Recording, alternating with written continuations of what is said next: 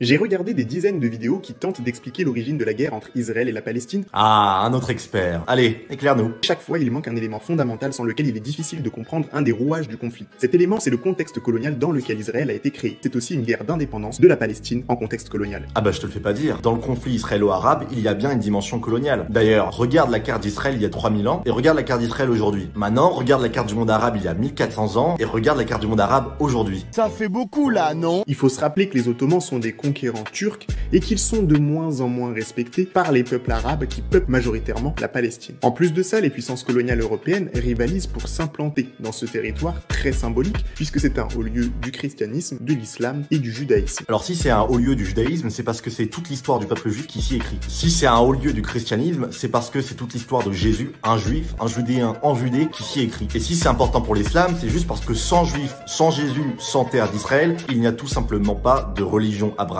et donc pas d'islam.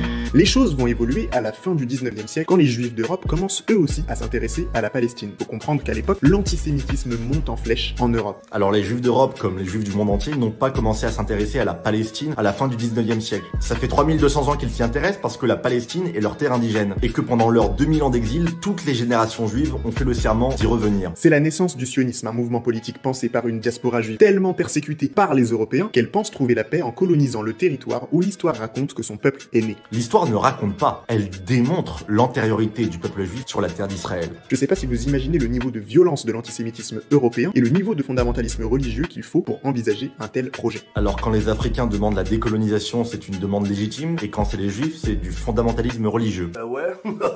Logique. Pourtant, au même moment où ils promettent aux Juifs un foyer national, les Anglais discutent aussi avec les Arabes. Rappelez-vous, les Arabes ne respectent plus la domination des Turcs ottomans. Ils veulent leur indépendance. Alors les Anglais vont leur promettre que si ils se soulèvent contre les Ottomans, ils seront libres ensuite de créer leur État arabe. Donc toi-même tu reconnais qu'à l'origine, les Arabes ne se considèrent que comme tels, des Arabes, et non comme des Palestiniens. Et c'est pour ça qu'ils veulent créer, tu le dis toi-même, un grand royaume arabe unifié au Moyen-Orient. Tu parles des colons français, britanniques, ottomans, pourquoi tu parles pas des colons arabes? Pourquoi? Que font-ils sur la terre juive de Palestine? Que font-ils sur la terre phénicienne du Liban? Que font-ils sur la terre kurde de l'Irak? Que font-ils sur la terre berbère du Maghreb? Maintenant qu'ils contrôlent politiquement la Palestine, les Britanniques peuvent respecter la promesse qu'ils ont faite aux Juifs et faciliter la venue des sionistes occidentaux dans la région. We are back!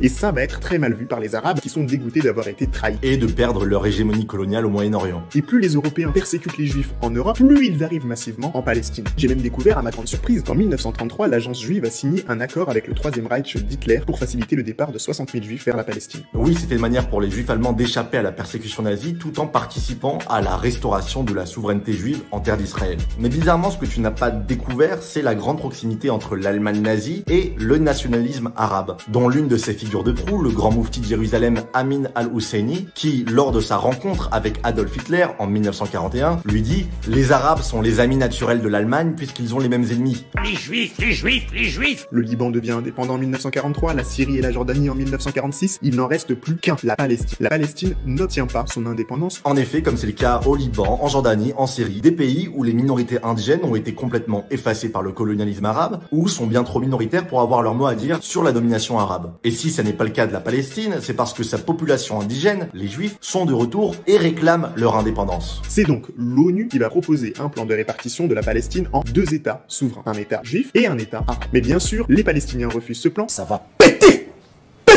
En effet, le plan de partition de l'ONU, les Arabes le rejettent, mais les Juifs l'acceptent, car ils sont prêts, au nom de la paix, à céder aux Arabes une partie de leurs terres. Mais ça, tu ne le dis pas. C'est honteux! Alors très vite, les affrontements commencent entre les sionistes et les indigènes palestiniens. Ce que tu appelles les populations indigènes palestiniennes, ce sont les Juifs, pas les Arabes. D'ailleurs, c'est pas un hasard si le mot Palestine vient de l'hébreu et pas de l'arabe. Oh merde! Oh, c'est con ça! Le mot Palestine vient de la racine hébraïque pléchet, qui veut dire envahir. C'est le nom que les Juifs ont donné il y a 3000 ans à des envahisseurs européens qui se sont installés sur les côtes d'Israël et que les Juifs ont naturellement appelé les Philistins, les envahisseurs. Logique. Pendant des siècles, les Philistins ont été les ennemis des Israélites. C'est d'ailleurs de cette confrontation que naît le combat épique entre David, le futur roi juif, et Goliath, le géant philistin. Mais alors me direz-vous, pourquoi depuis 2000 ans la terre des Juifs porte-t-elle le nom de ses ennemis, la Palestine? Eh bien c'est justement parce que pour l'Empire romain, c'était une manière cynique de narguer les Juifs. Je m'explique. Après avoir passé 2 siècles à essayer d'écraser la révolte des indigènes juifs, l'empereur romain décide en l'an 135 de rebaptiser la Judée par Syria Palestina, Syrie-Palestine,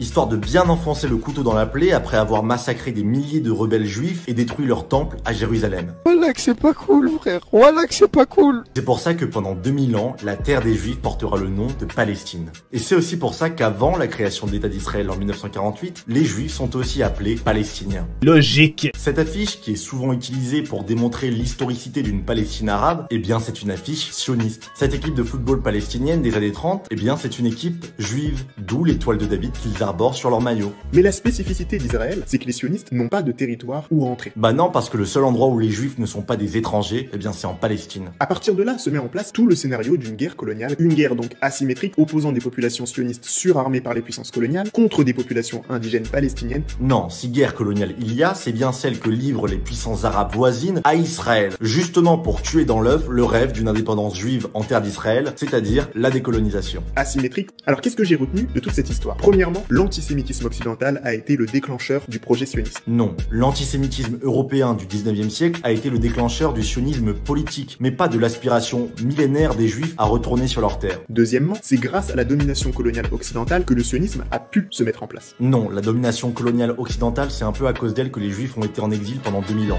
Troisièmement, la seule chose qui permet aux sionistes de tenir en Palestine, c'est aussi le soutien occidental. Non, ce qui permet aux Juifs de tenir en Palestine, c'est que les Juifs ont réussi leur processus de décolonisation. Et ce, en dépit des obstacles arabes, ottomans, occidentaux, et bien évidemment en dépit de l'extermination des Juifs par les nazis. En fait, c'est ça le problème de l'idéologie. On veut tout faire rentrer dans sa bouteille. On a là un militant décolonial anti-occidental qui essaye de lire tout ce qui se passe dans l'actualité à travers le prisme de sa lutte contre l'Occident. Mais moi j'ai une question. Quand on se dit décolonial, pourquoi la seule décolonisation qu'on refuse, c'est celle du peuple juif ?